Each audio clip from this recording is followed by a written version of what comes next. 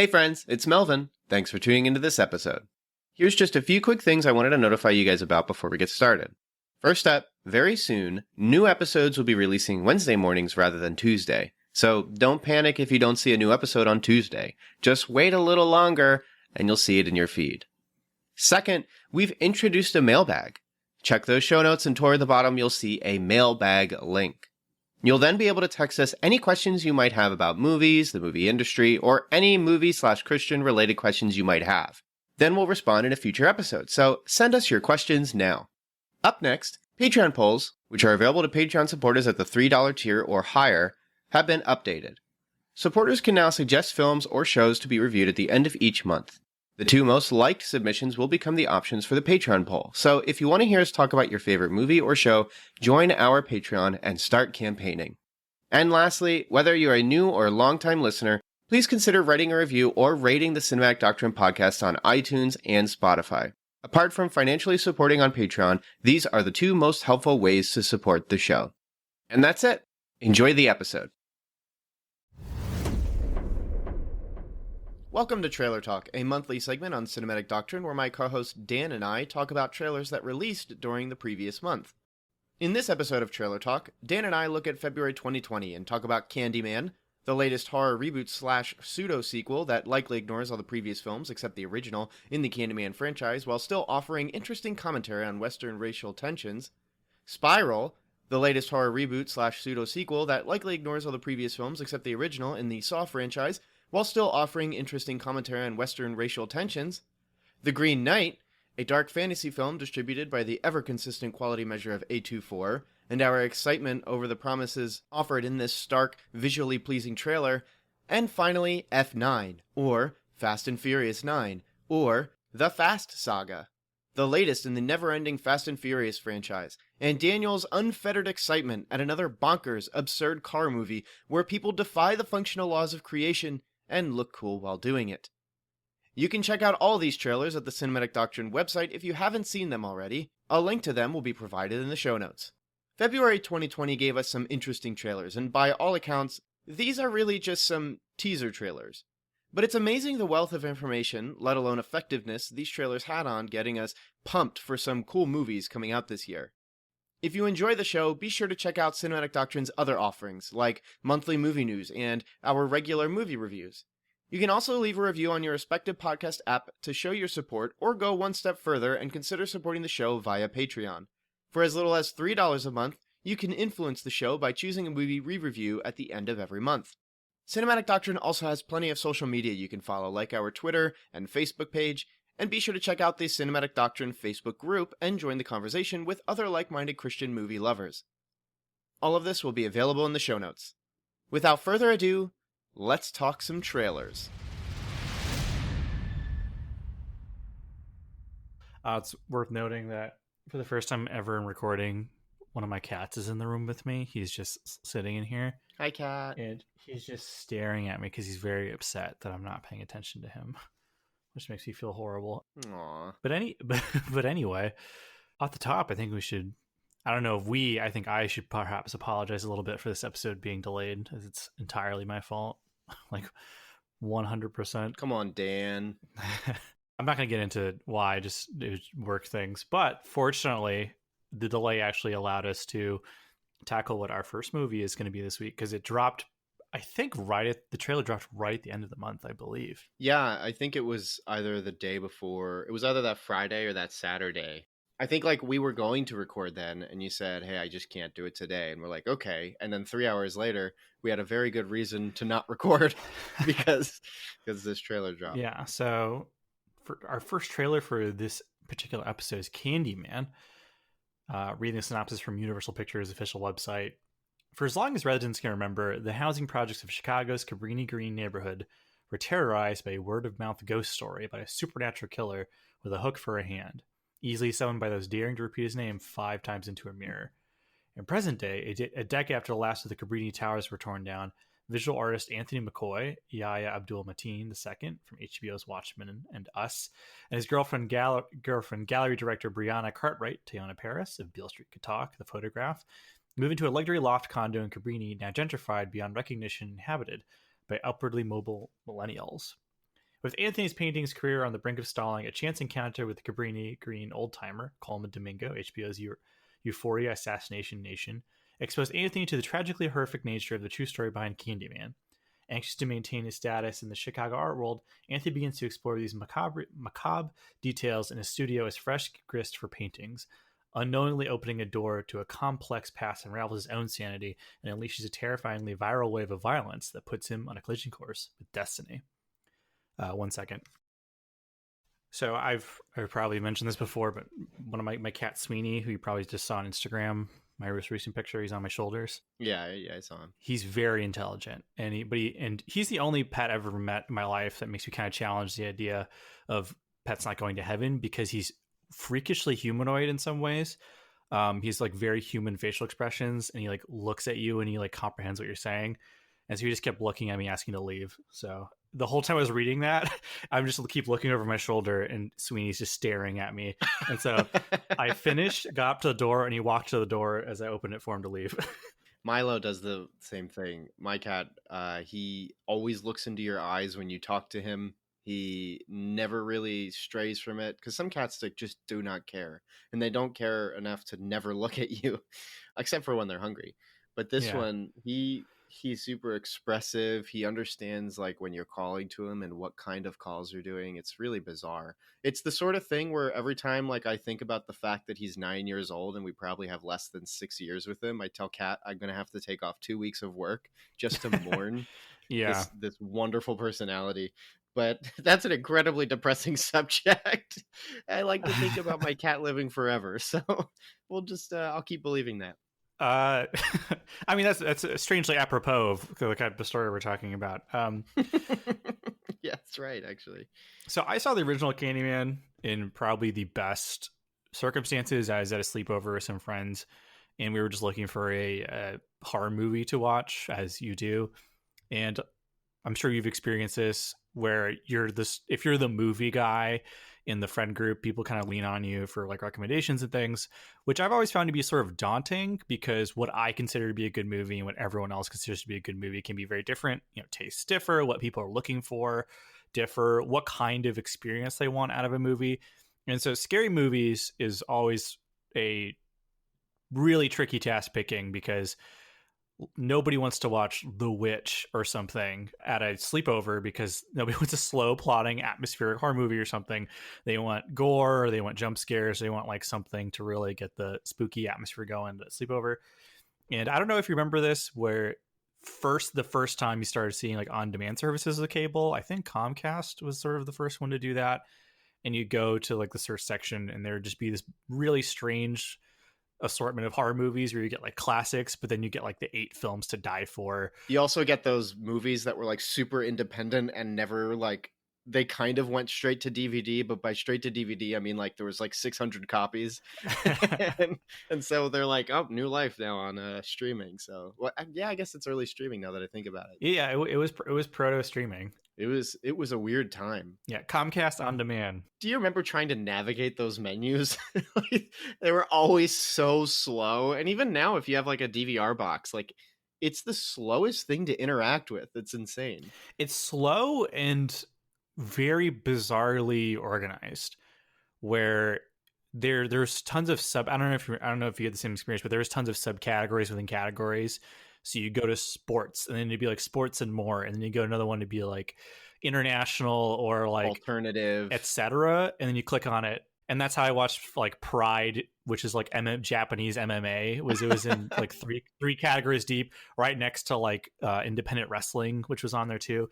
Very strange. To anybody who doesn't know, if you, I'm thinking of like a modern day example, the Skyrim menu. Since Skyrim's been released like 12 times, it's modern enough at this point.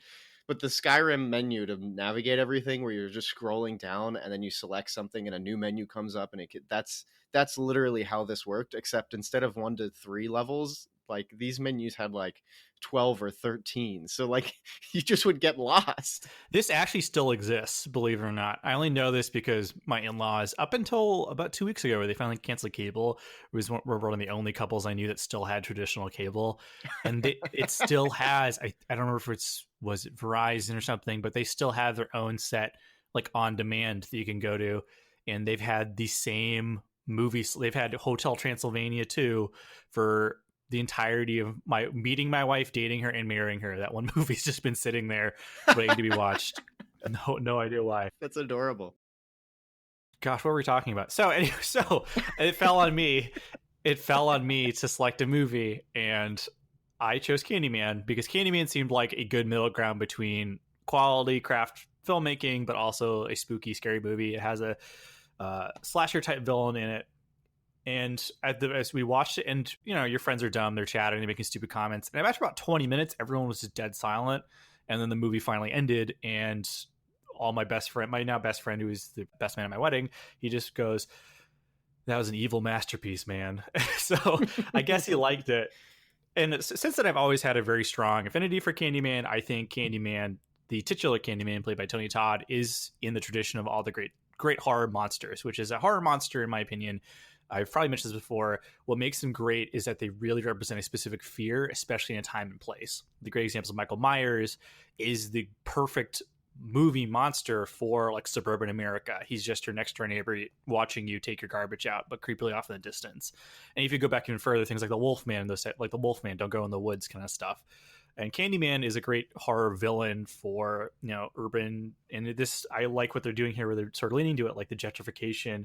And as far as Candyman goes, he really represents this villain of a disenfranchised lower class where it's picking people off and the cops don't care. No one's searching for these people. People go missing. And it's a type of villain that really hits right, I think, for the jugular, but also hits a particular chord with a particular audience. The trailer itself, I really liked it. I think I for one, am really over the whole let's get like a slow, melancholy cover of a pop song for a trailer thing. The last time it worked for me was A Cure for Wellness, where they had that weird I Want to Be Sedated cover. But in this case, for whatever reason, trying to make Say My Name really creepy really worked for me.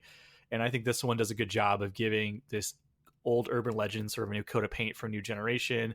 The trailer, in my opinion, shows just enough without too much, where like you see some gore and you see some kills, but doesn't go over the top, but it leaves enough for the imagination where there's kind of something there for it. So it doesn't quite give away the goods. And then in a lot of ways, this kind of looks like the movie that I wanted Velvet Chainsaw to be. Velvet Buzzsaw. Velvet Buzzsaw. My apologies. But the fact that you forgot the name says all you need to know. Completely fits like the bill for that movie. Yeah. I mean, that is a highly forgettable film. Highly forgettable, but what a great idea and a great premise. I think an art gallery is a great location for a horror film. I like the idea of a villain who uses artwork, because there's so much width to artwork where someone puts their heart and soul into something, and art can be a dark reflection of ourselves, and it can be an outlet for someone to get the inner darkness inside of them out on the page or the paper and the canvas, and then seeing that kind of reflect back at you in a very visceral, real way is interesting to me. I like this trailer a lot. But what do you think, Melvin? Are you a fan of spooky Tony Todd? Have you been enjoying this like Jordan Peele renaissance that you've sort of been experiencing? And I know in a previous conversation you mentioned you actually thought the trailer gave away a little too much. So I'm sure you want to share about that. Yeah, I'll do the too much thing first. I mean, one of the things that has irritated me with horror movies is even if they don't show you what happens, you see the scene. And so when you know that scene hasn't happened yet, you're going, okay, I know that that's going to happen. How are we going to get there? And this trailer at the second half of it, when it just starts giving you jump cuts of different horrific things, I'm seeing a bunch of characters going through things that like, okay, now I'm just going to be going, I recognize that person. They're from that scene. When is it going to happen? And that's enough to be like disorienting. I think a good trailer can tell you the tone of the film without having to show a ton of scenes. And this is just something that, as we've been doing trailer talk, has been irritating to me, is that some trailers do give away everything. And I think this one was one that I was worried about in that sense, because I was like, man, I wanted to go blind, and now I know everything about it. And now I know how people are going to get cut out of the film and stuff. And so that's annoying. But it was also the right kind of trailer because it showed me exactly what I needed to know. I think if you know Candyman, you pick up on a lot more things that are in the trailer than you would if you didn't know, because the first film is about like underrepresented people who are not being cared for. And then the main premise of the first Candyman movie is a white professor doing a report on this gentrification that's taking place. And although she's our protagonist, in a very disgusting way, she's sort of exploiting their trauma for her high class paper to get up in the world. And so, I mean, that's cultural appropriation right there. Is And the fact that she's doing a report as opposed to explicitly helping people, I mean, that's the big conundrum of photographers, is when they go off to underdeveloped countries and there's trauma and horrible things going on, they can either help the person or take a photo that perhaps will win them a prize, but at least it tells people that there's this thing going on, and then that can help out. There's a lot of, so the first film has a lot of that. Well, kind of looking into the tragic past of a place, and maybe even dealing with this sort of historic baggage that a whole group of people probably are feeling. Like this is, I mean, I'm not gonna, I don't want to wade into waters that I'm not really qualified to speak on, but even just within the context of the film, where you have one person looking at a particular location's dark past involving people groups being picked off and murdered, and I mean, in this case by a fictional boogeyman, the Candyman, and is sort of like dealing with, I guess, sort of possibly the unresolved issues there, or the baggage that's there, or almost like a collective, like cultural PTSD, where like this is a whole tragic series of events. I don't know if they're going to canonize the events of Candyman 2 and 3, because those movies, as in the great case of a lot of great horror films, like the first one or two entries is really great, and there's a lot of subtext going on. There's a lot of craft and filmmaking, and then like the next couple of ones are just, let's get this fun villain, some more victims to pick off. That's very much what Candyman 2 and 3 were. But you know, maybe, yeah, given the talent at hand, I think there might be more digging into sort of the thematic material of someone going back and then studying and looking at a tragic past that exists, and then maybe seeing that the echoes of that in fact still go on. I mean, it's very literal here in the form of Tony Todd as Candyman, but certainly there's a lot of current parallels you can see where we look at the past in terms of something like racism, or something like, in this case, gentrification. It's right there in the plot description released by the company, where, oh, this isn't some foregone thing that used to happen. In fact, Candyman is still alive and well, you know? Yeah, and gentrification is still a pretty big thing. I'm living close enough to Philly to know that. Right. Everyone's rent has suddenly gone up, knows that. Let me just say, like, an irony. So this film seems like it could almost be like the lead protagonist is trying, it's almost like the first film, where it's for his own pursuits. He's going to subtly exploit the trauma and tragedy of this area for art so that he can excel. And I think just the fact that Jordan Peele likes his subtext and likes to, and he's directing this, right? Because I saw he was producing it, but then I feel like one of the things in the trailer said someone else was directing it, and I was like, what is going on? I was so confused about that. Who's doing this? Nia DaCosta is directing. She directed a film called Little Woods, which I heard a lot of good things about. I didn't get around to seeing. The marketing very much wants you to think that Jordan Peele is horror auteur. I feel like on Letterboxd it was listed that he was directing for months, and now I guess he just decided not to. But now I'm just like, when's his next project? Because that's what I thought this was. But okay, he's in that special place now where he gets to just pitch movies he wants to make, and then he can oversee it. I know he co-wrote the screenplay, as you know, I'll get into when I get into my little thing at the end. But like, I think I'm taking like a lot. I think he had a story pitch or something. He went to the studio and he had this kind of idea, and like he was interested in resurrecting Candyman because dude's a big horror nerd. So he wanted to do that, and I know he got the project up and running and he oversaw it. But this is going to be a Nia DaCosta. Man, I mispronounced so many names in this show. It's not even funny, but she'll be directing. I mean, do you have anything else you want to say about Candyman? Yeah, I think my only thing that worries me about this movie is that it might almost be the same movie as the first. Yeah. It feels very, like, apart from you comparing to Velvet Buzzsaw, which again is like a movie where like it could have been very interesting and very good and didn't have to have like the most bizarre use of like non-explicit nudity like that just like comes out of nowhere and then goes away, and you're like, this was stupid. And then all these other scenes that like the trailer spoils, and all these other scenes that just fall apart because I guess Dan Gilroy's a one-hit wonder. I don't understand. Don't say that. he does give me Richard Kelly vibes. Although there's some strong Southland Tales defenders out there I'm aware of, but I would be curious if Nightcrawler had just the benefit of some people directing him to clean things up, and then Velvet Buzzsaw is so far removed that people just didn't help him to clean anything up. Right. Because Velvet Buzzsaw just needed to be cleaned up. I still stand by. I love the way it ends. I love that the credits are rolling and you just got John Malkovich just drawing in the sand, and it's beautiful. And even though the water is washing it away because it's just going to be gone immediately, there's still joy in the idea of just creating. Right. I mean, Nightcrawler also had the benefit of really circling around a very strong central performance. Absolutely. Like Gyllenhaal just out there like, I'm not psychotic. Not blinking. Yeah. Yeah. It's so good. Candyman 2020 really gives me the vibes of Halloween 2019, where it's a direct sequel to the first one.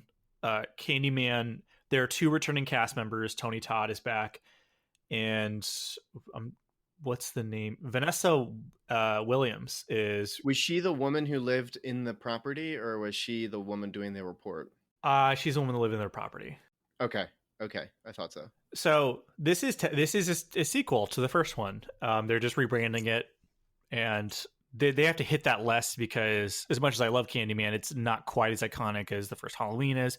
So this gives you more vibes of that, where it is a continuation of the ideas and themes, just kind of updated a little bit. So, I mean, Candyman is a character that you can totally do that with, where he's an urban legend. He's where that people say his name in a mirror. So that's, you don't have to do a ton of explaining to explain why he's back. He's never going away. I share some of your same concerns that they're just going to be doing, it's just a cover song of Candyman, but it's enough new people and enough time has passed, or I'm fairly optimistic about this one. By the way, I'm a fan of Spooky Tony Todd. I'm so glad he's back. And this Peele Renaissance is very interesting, and I just need more of his movies instead of him producing things. Candyman is written and directed by Nia DaCosta, Little Woods, as we mentioned, despite the marketing trying to make you think it's Jordan Peele. Jordan Peele wrote and produced the movie alongside Wid Rosenfeld, who is actually the executive producer of The Twilight Zone alongside Peele. So there's a creative team going on there. This film is not yet rated. Our next film is just disturbingly similar, very similar in that it is also a sort of reboot / sequel to a long-standing horror franchise by an African-American man who's a big horror movie fan. Our film is Spiral. From Lionsgate, working in the shadow of an esteemed police veteran, Samuel Jackson, brash detective Ezekiel Zeke Banks, Chris Rock, and his rookie partner, Max Mignella, take charge of a grisly investigation into murders that are eerily reminiscent of the city's gruesome past. Unwittingly trapped in a deepening mystery, Zeke finds himself at the center of the killer's morbid game. I want to start off by saying that this is a great trailer, especially as far as selling me on a movie that I'm not initially very interested in. The hook of that it's Saw, but made by completely the last people that you'd ever expect making a Saw movie, I think is a great hook for a horror movie. And like I said, we're in my opinion in prime time for a movie about a serial killer. I'm going to go on record saying I'm not a huge fan of Saw.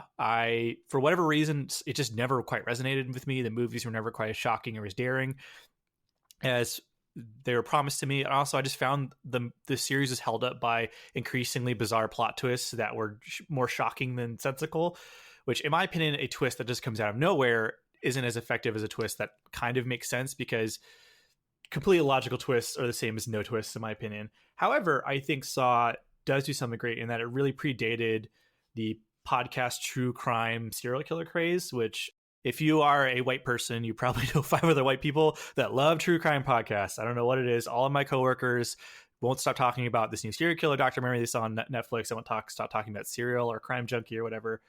And so I think if there was a time for a bringing back of the Jigsaw killer type thing, I think it's now. And like I said previously with Candyman, I think Jigsaw is a great boogeyman for a very modern era where he's a technologically based serial killer. Despite not being a fan, I'm very on board with the idea of a Chris Rock rebooted Saw franchise, even if it's not quite Saw. It's Saw adjacent. I'm not sure how it is. But in the trailer, we were promised that this is going to be very much in the same vein as that. I mean, the final shot of the trailer is very reminiscent of things that we have seen from the Saw franchise. It looks dark. It looks grisly. The trailer just looks grimy, if that's a right word. It promises fun traps and fun kills. And I like gimmick killers. I like the idea that there is a serial killer who has a very much like a Batman villain or a professional wrestler has like a gimmick and character. So we have the Spiral killer. So if you're into body horror, I think this might be up your alley. But what about you, Melvin? We've never really talked about Saw. So do you like Saw? Is this a franchise you're into? Were you into the whole quote unquote torture porn thing that was big when you had things like Hostel going on? Or is this just not up your alley? Or are you just have a lot of faith in Chris Rock? Saw 1 is a good movie, and my mom really likes reading those crime novels, so I bought it for her for Christmas a couple years ago, and we watched it on Christmas, and she really enjoyed it. Saw 1 is so good. It's also just a fascinating film of like how it was made and who made it. I mean, we haven't talked about it. We talked about the trailer a couple episodes ago, but The Invisible Man by Leigh Whannell was one of the characters and also one of the writers for the Saw movie, the first one. I think he co-wrote the second and third one as well. These are James Wan, right? James Wan did the first one, and I don't know if he helped with the latter films, but I know, like, yeah, he and Leigh Whannell did the first one together. I have a fascination with Saw just because I like crime stories in the sense that like the cops are involved. Like, so the reason Nightmare on Elm Street 1 is so fascinating to me is because the police are involved. And the fact that like the police, who are logical about finding out things that make sense, are now interacting or having to figure out some sort of ethereal creature that can kill you in your dreams, like that fascinates me. And then you always get that trope scene where like the characters finally find out what's happening, and that to me is always exciting. Right. Yeah. So Saw kind of has that, although Saw isn't, fantastical. Well, Jigsaw himself seems to know everything, and so right, and he seems to know what's going to happen, and so that is a little funny. But that was where the movies kind of lost me. Yeah, basically after 3, like, it just doesn't make any sense. I hated 3. I thought 3 was the worst one. I've only seen 4, and I kind of just lost my taste for them. And that actually goes into your other question. I don't really enjoy films that are purely made to watch people die and watch horrific ways of people dying. I think that's really irresponsible in like the treatment of life. The first Saw movie isn't about that. And even the second movie, I don't think is quite so much that, although they do amp up the cringeness of all of the ways people are dying. But after that, like especially the third one really lost me because it felt like it was just, let's just watch horrific ways people die, and that just makes me feel really uncomfortable. So no, I didn't jump on the Hostel train. No, I'm not comfortable with things like that. Would I play the game? Yes. Sure. Playing against Pig and Dead by Daylight's pretty fun, so technically I have played the game.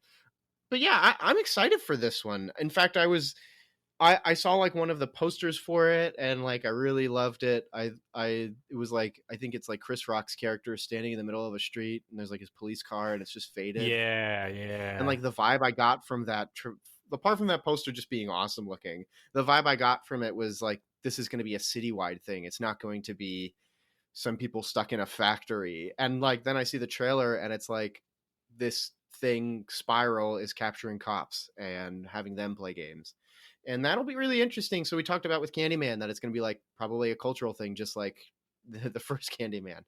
And this one will probably take on things like bad cops and like the lack of trust in the police force. And I think this will be a very interesting film in that regard. So I'm excited for it. I think it's going to be, I don't think it'll be great, but I think it could be really just a good entry in these films, because they've just lost their way after, like, I don't know. I mean, what more can you do? How many Saw movies even are there? There's like 7. I think we just had one like 4 years ago, and like it didn't do well. 8. There's 8 counting Jigsaw. Okay. So yeah, I think it's about time we sort of expand, because the film sort of did expand. They sort of expanded in like copycats, imitating the way Jigsaw would do his bizarre form of justice. Like he would say he captured people that needed to learn something about their bad actions. But then like there gets to a point where it's like, this guy has done bank fraud and this guy won't stop smoking even though he said he would.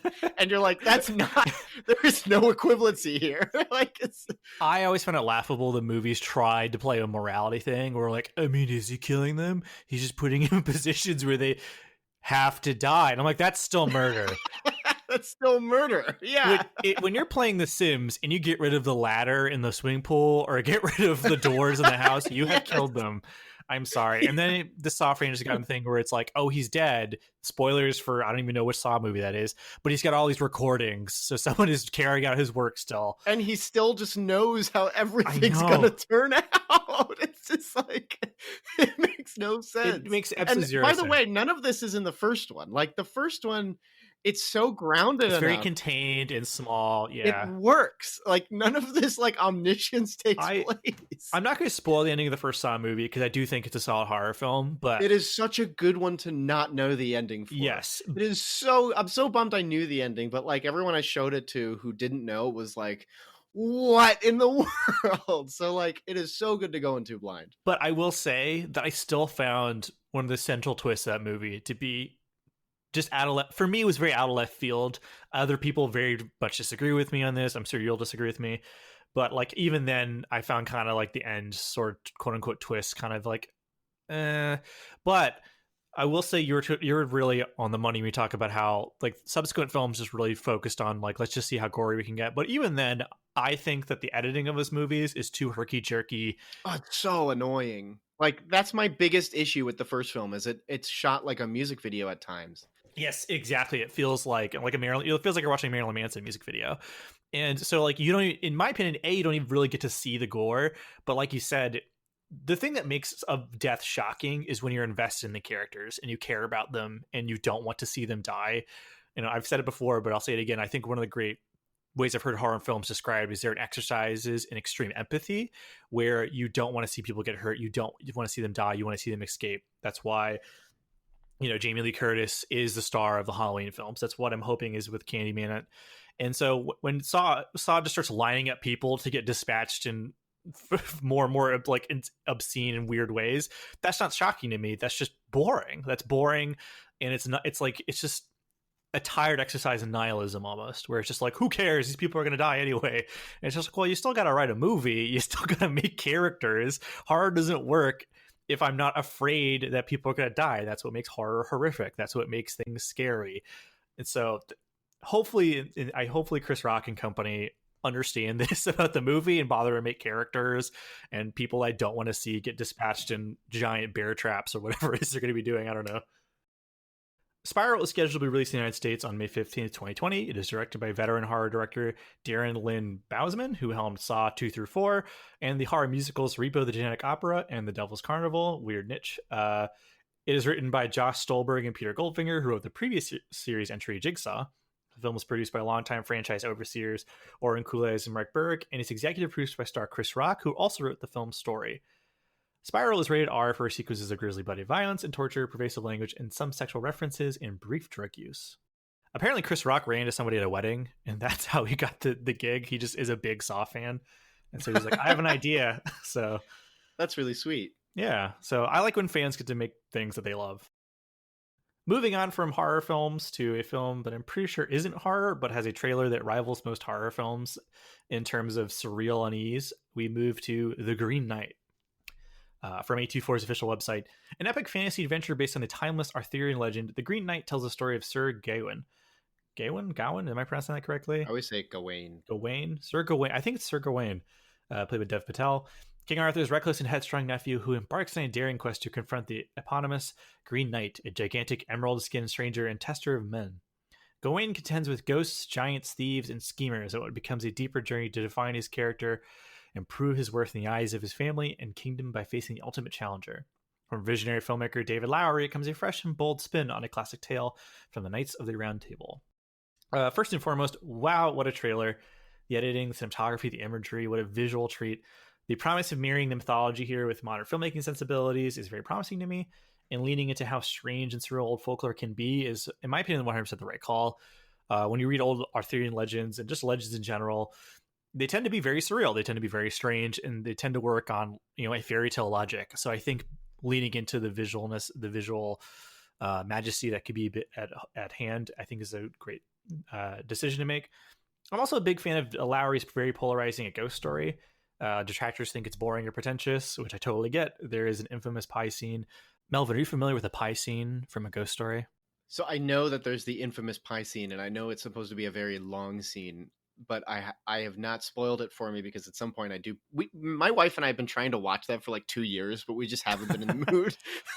But now I'm like, time to bite the bullet, and I'm probably gonna watch his other movies because, man, I'm excited for this one. But continue. Okay, so the pie scene is that's not a euphemism for something or like code for a really surreal, strange scene where like a giant pie comes out and kills somebody. It's literally a scene where you watch Rooney Mara eat a pie in its entirety. It's almost like a punishment for the audience / a test to see if you're worthy to watch the rest of the movie. I saw a ghost story in a theater with one other person who snored through an hour of the film, and also the movie features Casey Affleck playing a ghost via a sheet with eye holes cut into it. It is a strange film, but I absolutely loved it. I adored it. There is one particular scene that some people think is too on the nose, but I thought it was just beautiful and wonderful. And so with that in mind, I'm very excited for what Lowry's going to do with this. He's known for making very existential films. I have not seen his Pete's Dragon adaptation, but I've heard very good things about it. So I'm very excited for what he's going to do with this. He's clearly a filmmaker who's not afraid of, to make his stuff like inaccessible for audiences, but he's made Pete's Dragon, so he does have it in him to make big films that a studio can be happy with. So if he hits a middle ground between like a fantasy film for children the whole family can watch versus very challenging art films, somewhere in the middle, I think will be the perfect sweet spot for this. If I'm not going into detail on the trailer, it's because the trailer itself is very cryptic. There's a lot of quick cuts. There's a lot of like just sudden and bizarre imagery. And so just watch the trailer for yourself. However, I'm very excited. I think it's going to be magic. So Melvin, what do you think? Are you an A24 stan? Are you totally tripped out by this trailer? And you've said you want to see more Lowry stuff. So are you excited to see this from him? Definitely an A24 stan in the sense that like usually there's like a stamp of quality at this point. They just seem to pick good products to either co-produce or at least distribute.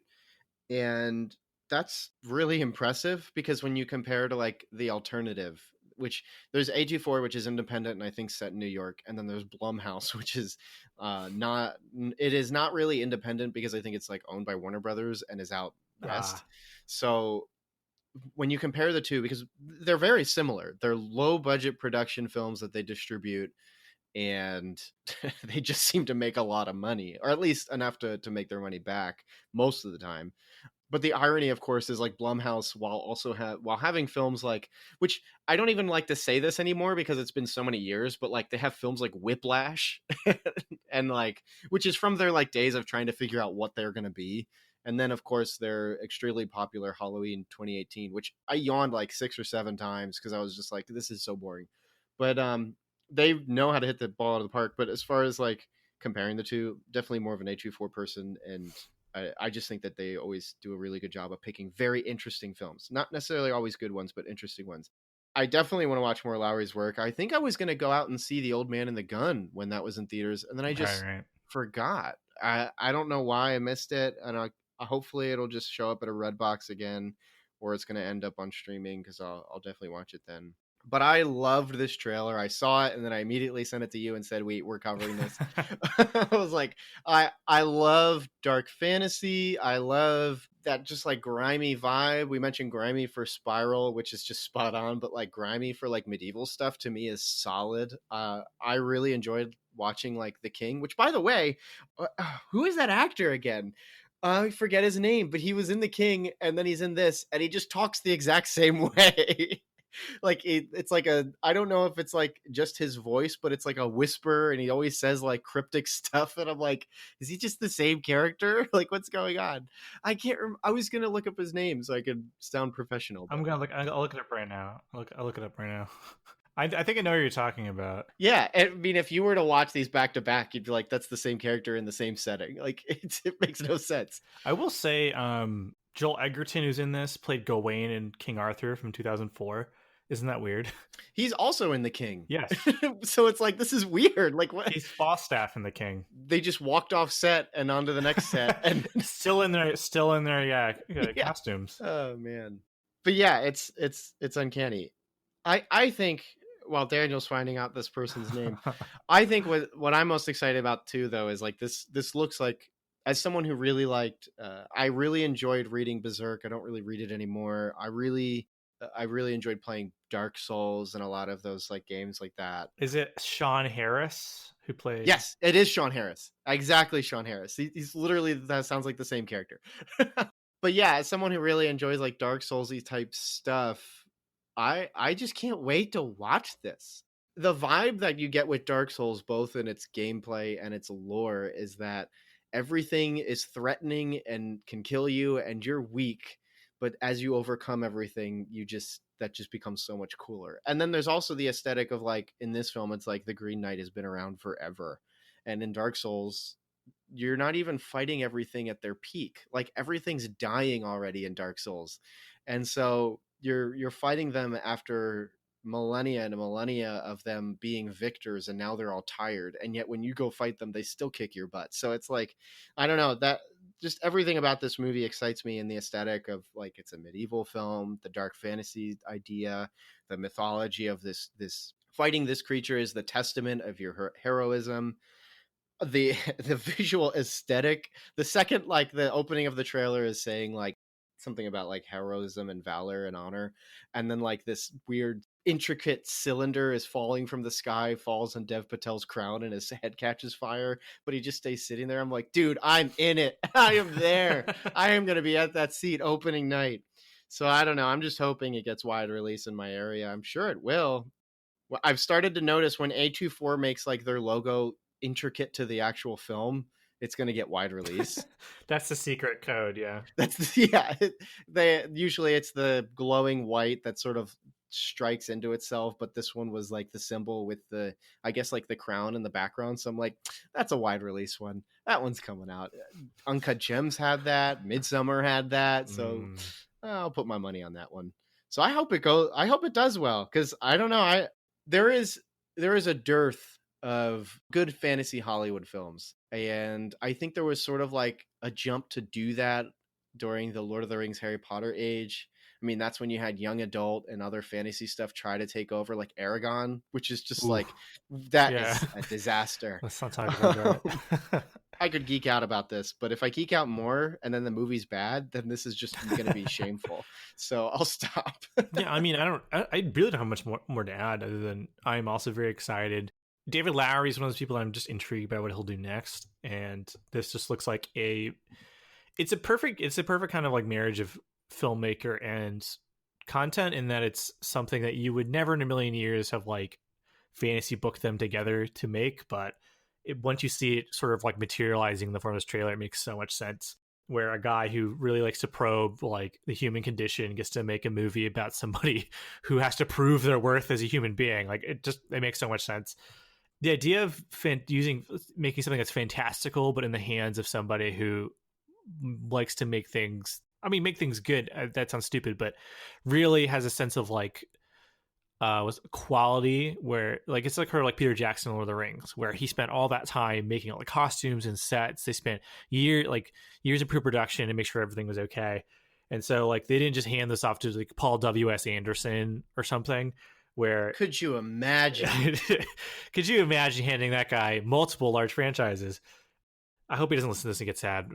But like something that they could have easily handed to like somebody who just like poops out fantasy films. They get to make something with craft and heart, and so I'm excited about that. So The Green Knight is scheduled to be released in the United States on May 29th, 2020. It is written and directed by David Lowery, Peace Dragon, The Old Man and the Gun, and A Ghost Story. It's an adaptation of the 14th century poem Sir Gawain and the Green Knight. This film is not yet rated. But enough of all that, Melvin. Enough of auteur cinema. Let's talk about something you really want to talk about. Let's talk about quality. Let's talk about prestige. I want to tell you a little story about a little franchise called The Fast and the Furious. F9, alternatively known as F9, the Fast Saga, or Fast and Furious 9. Synopsis from the official Fast Saga website. That's what it called, the Fast Saga website. No matter how fast you are, no one outruns the past. Summer 2020 is a time for F9, the 9th chapter in the saga that has endured for almost 2 decades, has earned more than $5 billion around the world. Vin Diesel's Dom Toretto is leading a quiet life off the grid with Letty and his son, Little Brian, but they know that danger always lurks just over their peaceful horizon. This time, The threat will force Dom to confront the sins of his past if he's going to save those he loves most.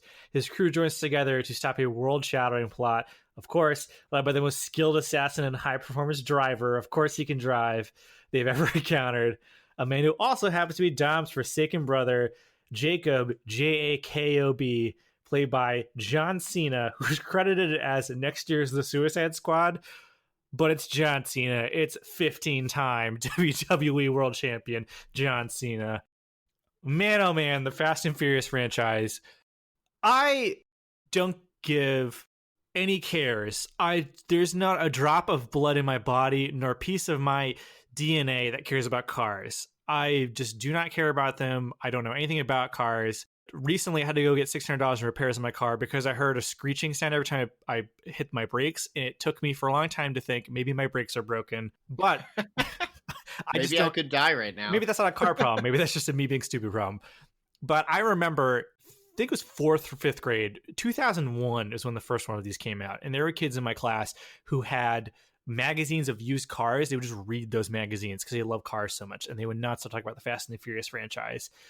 I did not see a single one of these films until the 5th one came out because, I'm sure I've mentioned it before, and if not, it's worth mentioning, I am a big professional wrestling fan. I love professional wrestling. Yes, I know it's scripted. Everyone who watches wrestling knows it's scripted. You watch it for 30 seconds, you get that. But when I saw that The Rock was going to be in that movie, and I was like, The Rock's going to fight Vin Diesel, okay, I gotta see this. And so I went to the theater and saw it, and much to my surprise, the Fast Five is a legitimately great action movie. There's great set pieces, it's imaginative, it's fun. The end sequence where they have a giant safe that they're dragging around cars and using it like a wrecking ball, that is pure junky movie popcorn action fun. It's a fun movie. And then the films just go completely off the rails. I have never seen a franchise evolve into something so bizarre and still be like somehow be good, but not in the way at all they were meant to be. The first Fast and Furious is a legitimate attempt at making like a drama, and then somewhere along the lines they just completely lost their way, and Fast and Furious 6 is one of the most absurd, stupid things I've ever seen in my life. Then Furious 7 is a legitimately great movie, and the ending, legitimately a tearjerker. When I saw that movie in theaters, there wasn't a dry eye in the theater, and I never thought I'd say that about the 7th movie in a Fast and Furious franchise. That's insane. But you get to see Jason Statham fight The Rock. Tony Jaa from Ong Bak is there doing martial arts with Paul Walker. And then the last one is just terrible. But this is just the most bizarre franchise I've ever seen. Charlize Theron is now a villain in these. John Cena is in it. Han, who dies, is back for some reason. And here's one of the things, I know I'm going off on a tangent here, but here's one of the things that makes this franchise so bizarre but fascinating to me. Third one, Tokyo Drift, was made, and they messed up the timeline right at the end. So during that movie, Han dies in the movie, and there's a big not post credit scene, but Vin Diesel makes a cameo at the end of that movie. Vin Diesel did not get paid any money for appearing in Tokyo Drift. He appeared in that movie in exchange for the rights to the Riddick character because he loves that character so much, and that's why there's still Riddick movies. But I think it was Fast 5. Han shows up again, despite being dead in that movie. So then Fast and Furious, of all franchises, has a complex timeline and continuity that you need to keep track of. So there's a scene, I think it's in the 6th one as a post-credit scene, where it cuts to the end of Tokyo Drift and Han dies, and it's revealed that Jason Statham is the person that killed him. And it's like Thanos showing up at the end of the Avengers. It was just nuts in my theater. People were freaking out. Oh my gosh, the transporter is in Fast and Furious. So then they have to like make a movie, but they need to make more movies. So they just set it after that one. And they're just like, I guess he's still alive. Who cares? So, oh my gosh, this franchise is bonkers crazy. But it's become it's become like the anti-Mission Impossible, where it also keeps getting bigger and bigger, but it also keeps getting dumber, where they keep trying to have to find reasons why people who are really good at driving cars also can be action stars who travel the world like CIA agents. So they keep having to make up reasons for why being able to drive a car is useful. It's wonderful. It's bizarre. It's bonkers. Every movie past Fast 5 forward has a positive Rotten Tomatoes score. So anytime anyone says something like critics only care about art films, I'm like, the last 10 Fast and Furious movies have positive reviews from critics. I don't know what you're talking about. So never thought I'd say this, but I'm excited for this movie. John Cena is in it because The Rock and Vin Diesel are having a feud, because The Rock made that spinoff with Jason Statham, and The Rock accused Vin Diesel of being lazy because he keeps showing up to set late. So Vin Diesel and The Rock are no longer friends. So they just replace him with a different wrestler. Wait, is that like real life? You're talking That about is like... true. That is true. That's in the 8th Fast and Furious movie. The Rock and Vin Diesel have no scenes together because they stopped getting along. Because during Furious 7, The Rock made an Instagram post making fun of people who are lazy because Vin Diesel is one of those people who's become an action star despite not having any action star credentials. He plays D&D. He just shows up to these movies like late on set, whatever.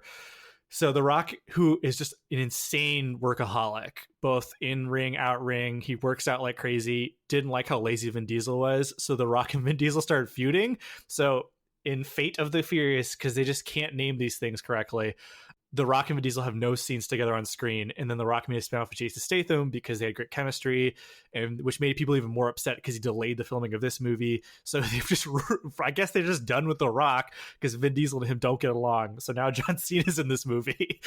Friendship with Rock over, John Cena now my best friend. Vin Diesel too proudy. I love it. So, Melvin, what do you think about Fast and Furious? Are you pumped Han's back? What lessons about family have you learned from the Fast Saga?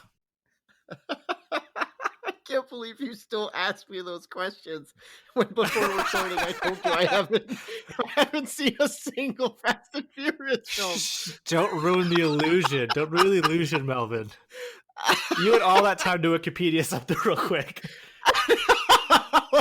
What? And lie to my fans? Oh man, just go ahead.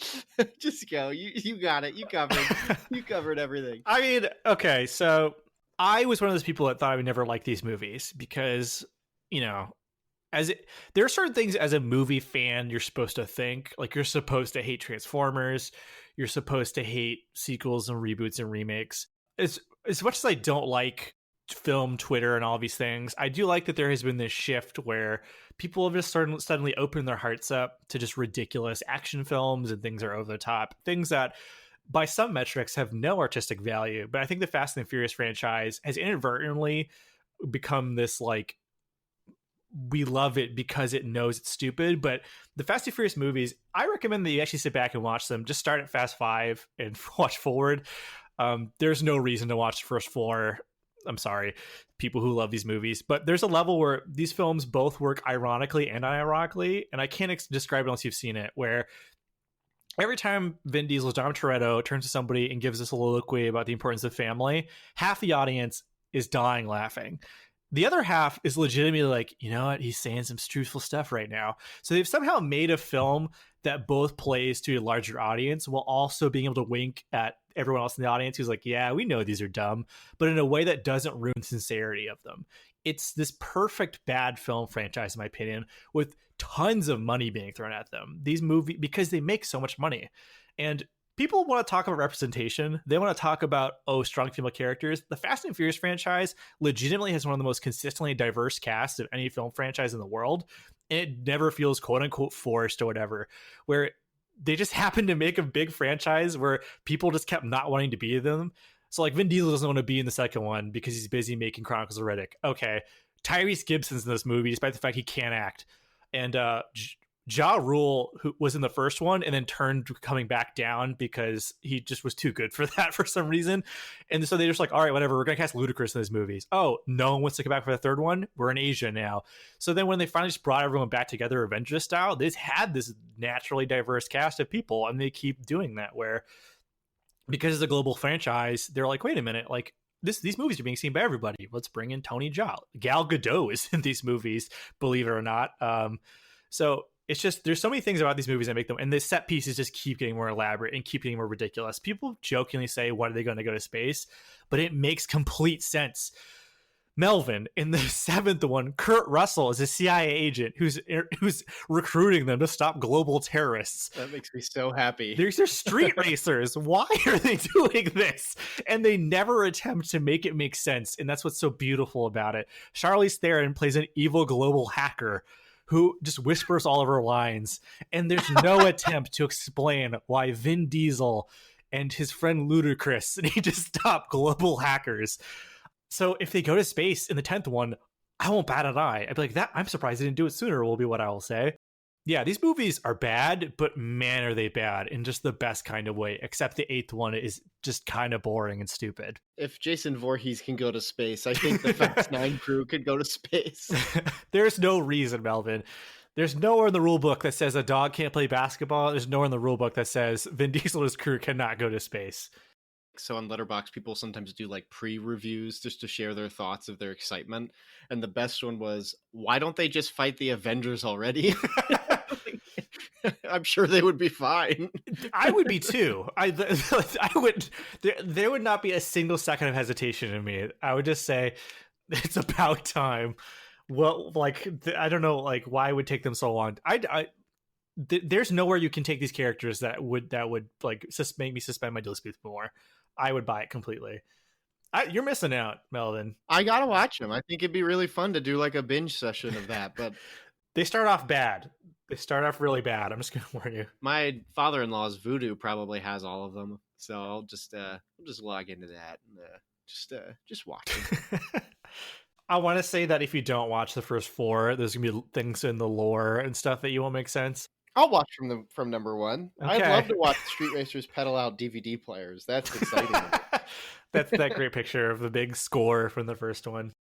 So, I mean, do you have any thoughts on Fast and Furious, Melvin, that you'd like to get in before we end this? I have none. I would like to watch them, but it's just a matter of committing to many hours of movie. So at this point, it's like a mini series. It's not a single one-off movie. It's a saga, Melvin. It's a saga. Yeah. Oh, yes, it is a saga. So thank you for giving me this opportunity to talk about the Fast and Furious movies.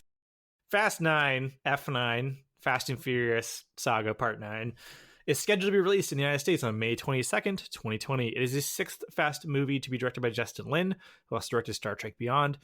This is the first Fast movie since Too Fast, Too Furious to not be written by longtime series writer Chris Morgan, who is busy working on Hobbs and Shaw, and instead credited to writer Daniel Casey, whose only notable film credits are the 2018 film Kin and uncredited writing on 10 Cloverfield Lane. Neil H. Moritz returns as a producer, having produced every film in the franchise, as does Vin Diesel, who's been a producer on each film since Fast and Furious, the 4th one. This film was not officially rated, but I will be utterly flabbergasted if it's not PG-13 like the last 9 of these things were rated. Thanks for plugging into this episode of Trailer Talk. We had a lot of fun making it, and I hope you had a good time listening to it. If you'd like to keep up with Cinematic Doctrine, check out Cinematic Doctrine's website for a lot of reviews, guest appearances, news discussion, and don't be afraid to get connected to our social media, all available in the show notes. And if you want to support the show, feel free to jump on over to Patreon. For as little as $3 a month, you can influence the show and vote on a movie I review at the end of each month. Anyways, until next time, stay cool.